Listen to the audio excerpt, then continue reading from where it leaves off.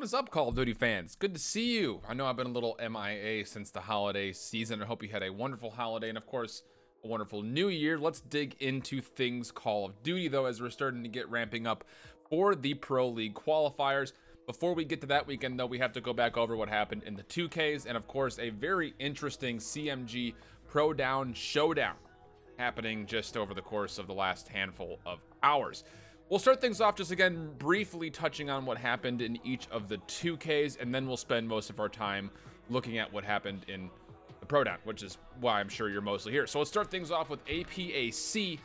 This week in the Oceanic side of the world, it would be Tainted Minds going up against Mindfreak in the finals, and in case you missed all of the action that happened with the roster swapping over in Oceania, you might remember back a couple of weeks ago, Swifty from Tainted Minds would get picked up by Mindfreak. And then a couple weeks go by, we don't hear anything from Tainted Minds, and they would actually pick up Zeppa from Vertex Gaming. And meanwhile, in the last couple of days, actually, Mindfreak had made a number of other moves. Excite gets dropped away, Beaston gets picked up, and he was mostly in a combination of a lot of pickup groups.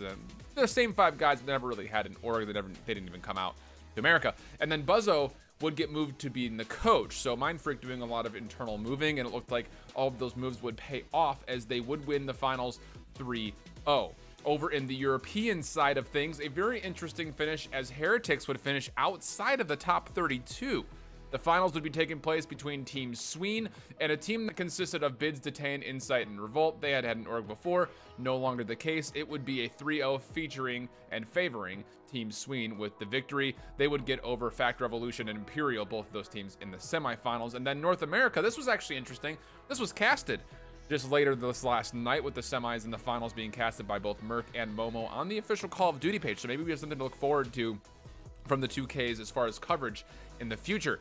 It would be a team of FC Black FaZe Clan by taking up against the squad that Project 7 is what they're going off of. This was mostly Team War from before. It consisted of Atura, Evasion, Cells, and Vivid. Hollow would be joining the mix, but they would lose to FaZe Clan Black at a score of 3-1 in pretty convincing fashion, actually. The FaZe Clan Black squad is definitely a force to be reckoned with. But let's dig into what we are all here for, which is, of course, the Checkmate Gaming Prodown.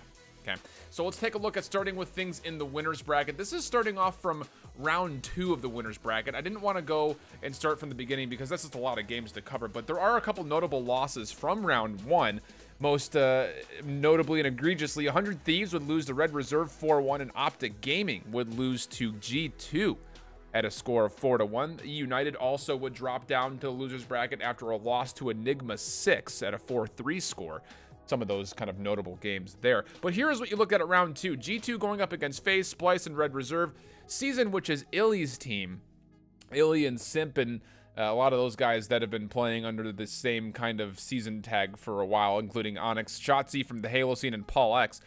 They would go up against Evil Geniuses, and then Enigma 6 would take on Pittsburgh Knights, and the results were a little bit surprising all across the board, actually. G2 would 4-0 FaZe Clan, who have not looked so solid after their addition of Selling them and their drop of Methods. So in this instance, Methods, who is now on G2, would get the revenge on FaZe Clan. Splice would actually lose to Red Reserve at a 4-2 scoreline. Season would take down Evil Geniuses, and Enigma 6 would outlast Pittsburgh Knights in a full best-of-7 game. So in your winners bracket semifinals, G2 versus Red Reserve, Season versus Enigma 6.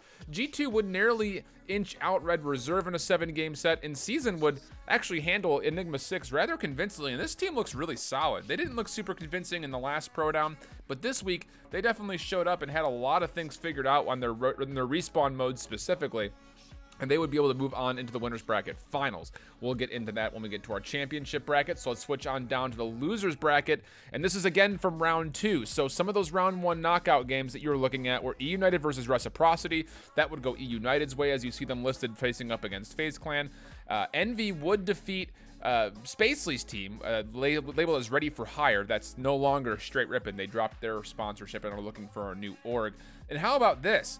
100 Thieves would be a 2 and done as they lose to Big Pelican, which is Teddy Rex's squad.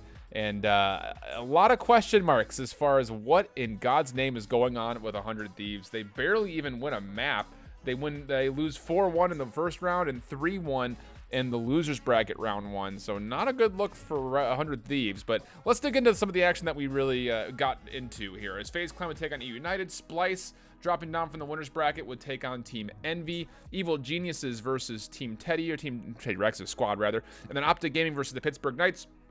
FaZe Clan would lose 3-2 to eUnited in a close one. Same thing with the Splice Envy game. Both of those very solid games. Evil Geniuses would narrowly outlast Team Teddy.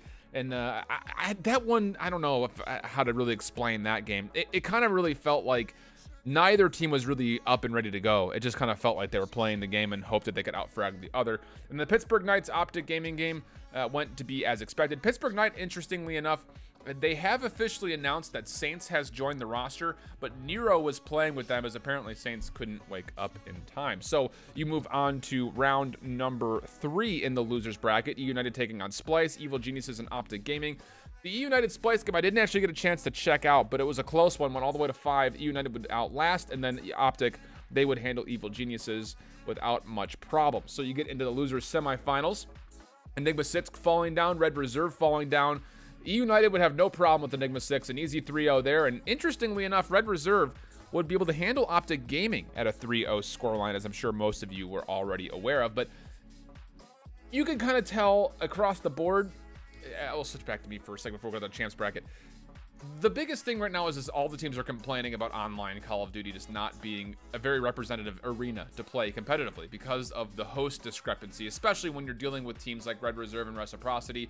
They're all living in the same house, so when one person hosts, it's like all 5 of them are essentially hosting, and there's a lot of controversy when it comes to playing these teams that are based out of Vegas, and you heard a lot of it. If you tuned into the streams, you heard a lot of complaining about online COD and just how it's not very representative.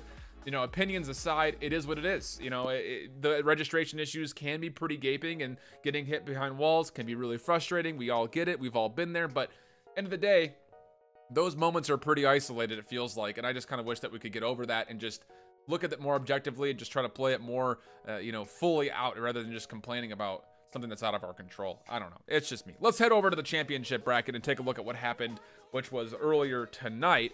Well, I guess this morning, depending on where you are. G2 Esports, as we mentioned, from the winners bracket would take on Season. eUnited would then play up against Red Reserve. And the G2 and Season game was really solid. It went all the way to Game 7, where G2 would win it out 4-3. And again, big kudos to Simp and Illy in the game because they looked really good against a G2 squad that has notably improved. eUnited would be able to handle Red Reserve without much of a problem. And then in the losers bracket final, Season would play up against eUnited, and kind of similarly to how eUnited looked versus Enigma 6, it was kind of the same thing here versus Season. They just looked to be outclassing them and just outplaying them in multiple facets. But again, big props to the Season squad. They looked really, really good. So our perennial grand finals matchup would be eUnited taking on G2 Esports. It would take 2 best of 7s to decide it, and G2, well, all of the steam that they had from the previous day did not show up so much today, as they would be beat 4-2 and 4-0 by eUnited in consecutive sets. Here's my final thoughts, though.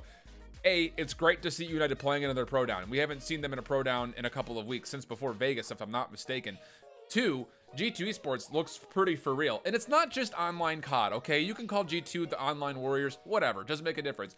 The fact of the matter is that they're playing the game very smart, and they're rotating very, very well. They're playing a lot more fluidly than we saw of their previous roster. Lacefield being added in, as well as Methods, have really kind of filled in gaps that were clearly there now that you see it, you know, in hindsight. And this is a squad to really kind of keep an eye out for when we get into the Pro League qualifiers in just a couple of weeks. That is, by the way, coming up on the 16th through the 20th, if I'm not mistaken. I believe that's correct. Let me double check that real quick for you, just in case I messed that up. I don't believe I did. Let's take a look. It is, yep, 16th through the 20th. So that's going to be our biggest thing here. And then also coming up in, if you're more interested in it, throughout the 12th through the 27th, listed on the Esports, Call of Duty Esports wiki site, then the Japanese national qualifier for CWL Fort Worth will be happening on the 12th to the 13th online, and then the 26th to the 27th will be on LAN at the Tokiagi Game Party Japan in 2019. So that's something to keep an eye out for if you're looking for more competitive Call of Duty in the future. As far as this channel goes, I know I've been really bad about keeping videos updated for you. I want to start getting every other day content for you. I've got a couple things already lined up as far as talking about the things that are currently GA'd, especially talking about Zero, as she's currently banned, soft banned, I guess, until at least after Pro League qualifiers and what our conversation about her has to look like. And then I also want to dig back in and talk about the Pittsburgh Knights and their new roster, just a lot of things.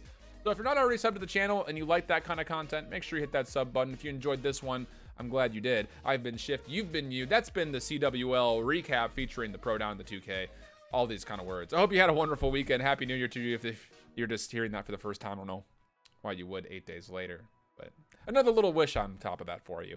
But again, hope you have a good one. Until next time, hope that you keep holding it down. Later, bye-bye.